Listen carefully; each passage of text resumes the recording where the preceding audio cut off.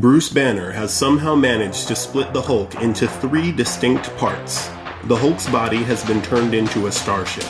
Banner's psyche pilots it from within the Hulk's mind, and the Hulk's psyche fuels the starship with his anger, which Banner harnesses by locking the Hulk in the engine room and sending escalating levels of opponents for him to fight. With the world blaming the Hulk for a mysterious, deadly incident in El Paso, Banner pilots the starship Hulk through a portal to an unstable pocket dimension.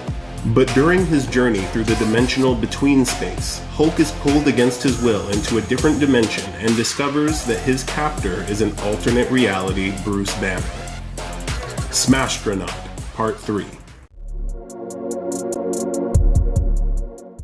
Hey everybody, thanks for tuning in to another episode of the Comic Sand Podcast. I'm your host, Dylan Jumps, and today we're going to be talking about Hulk issue number 3. The author, Donny Cates, has been doing a great job with the series, and as well, the artist, Ryan Ottley, has just been great with the artwork. If I'm being honest, this is actually probably my favorite ongoing series right now. The trajectory of the series has been a mystery so far, but I think with this issue, we start to get a better idea of where the author is taking us. And before I start, I did just want to remind that this series has been a little bit more gory than other ones that I've covered, and so if you got a weak stomach, you're a wuss, anything like that, you're probably not going to want to look at the images on this one. Maybe turn it on and don't look, because this issue wastes no time with the disturbing images. Speaking of, the issue starts with a dream/flashback of El Paso, and we're finally getting a glimpse of what happened and what set Banner on this just crazy path. The scene is being narrated by Banner, and we can see dead bodies galore in these images. So, still don't know exactly what happened leading up to this, but now we can see that El Paso was definitely gruesome. The next shot is a full-page image of Banner from the rear looking on at a building that has been set aflame.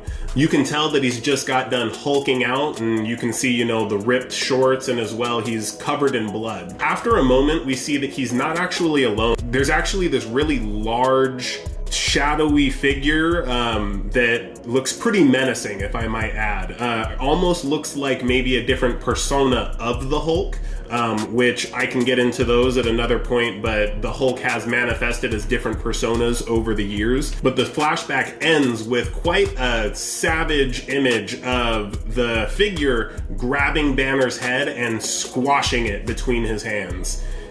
Like I said, not for the weak stomach.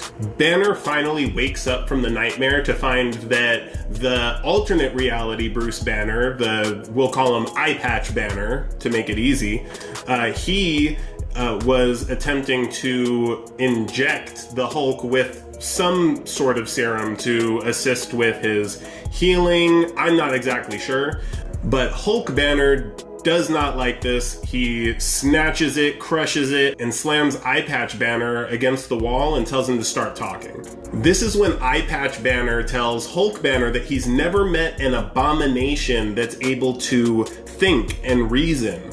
Being called an abomination sets up a red flag for Banner, because for those of you who don't know, the Hulk's arch enemy is named Abomination. If you've seen The Incredible Hulk with Edward Norton back in the day, the villain in that movie was actually Abomination, just not very comic book accurate. If you've watched Shang-Chi, which you should have by now, Abomination in a more accurate depiction was fighting Wong in that martial arts ring fighting thing. And so that's who Banner thinks of when he hears Abomination. This is when Hulk Banner introduces himself as Dr. Bruce Banner, to let Eye Patch Banner know that they're actually the same people, just from alternate realities. As Hulk Banner starts to ask questions, he gets an alert from his onboard computer saying that the engine room is overheating. And if you'll think back to last issue, when we last saw the Hulk in the engine room, he was going toe-to-toe with a giant-sized Wolverine. As you can see here, it's not going well for giant-sized Wolverine. It's definitely escalated since we last saw them. Just as the Hulk is landing a killing blow on giant-sized Wolverine, Banner turns down the throttle on the engine room and giant-sized Wolverine disappears. Hulk appears to be alone in the engine room, but he realizes quickly that this is not the case. He sees in the distance the same shadowy figure that was in Banner's dream just at the beginning of this episode, except in the engine room, he's looking a lot larger. The Hulk then goes right after it, but he's not quick enough. The shadowy figure disappears as the Hulk is gaining ground on him. In the next scene, we're now seeing the conversation between Hulk Banner and Eye Patch Banner.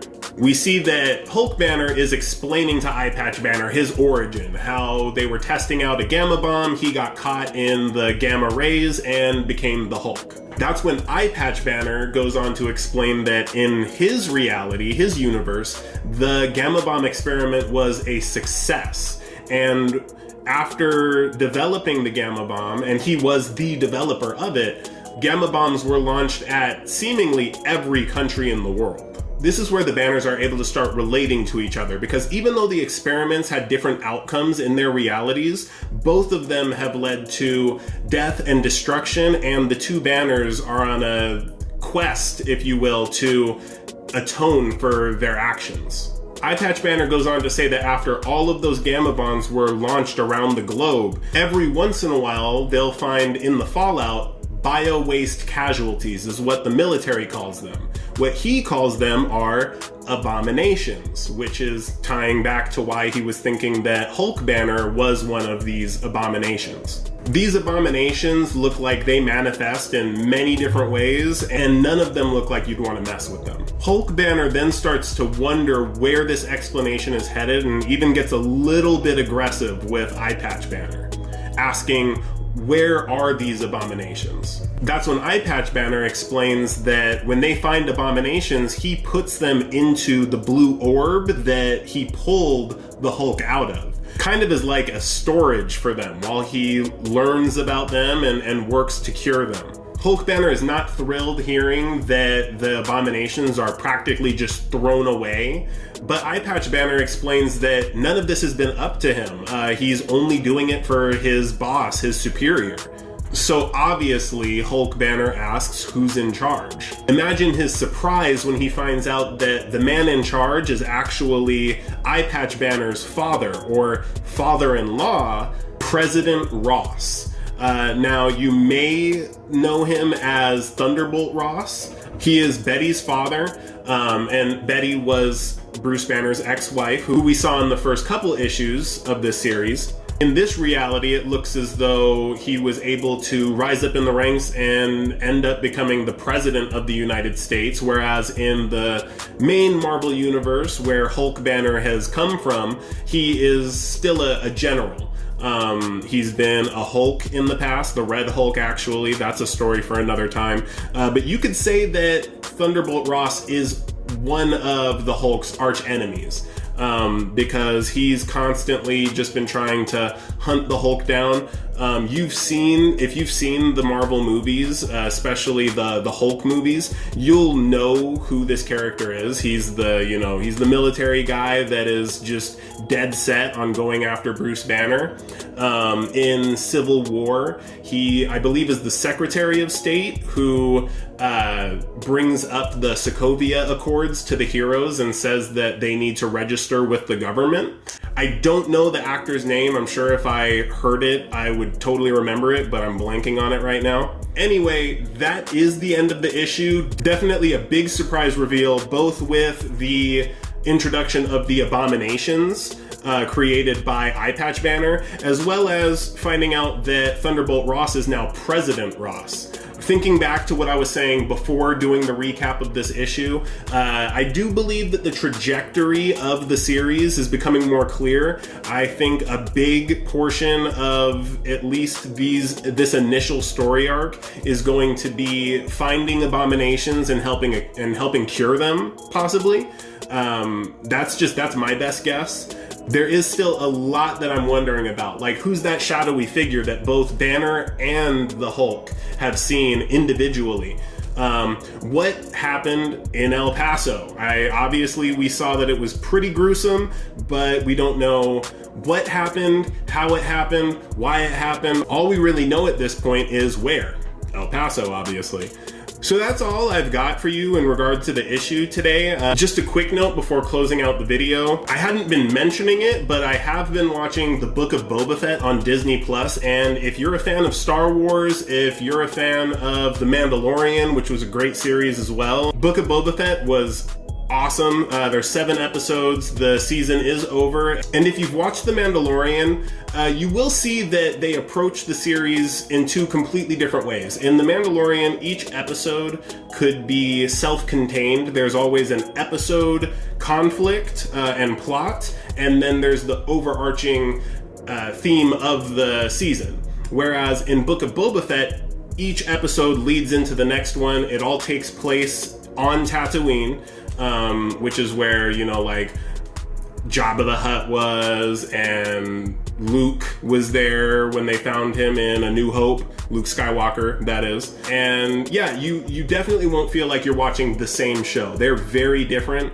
Fun fact is the actor playing Boba Fett is the same person who they had playing Jango Fett, Boba Fett's father, but Boba Fett is actually a clone of Jango Fett, so that's why it all makes sense.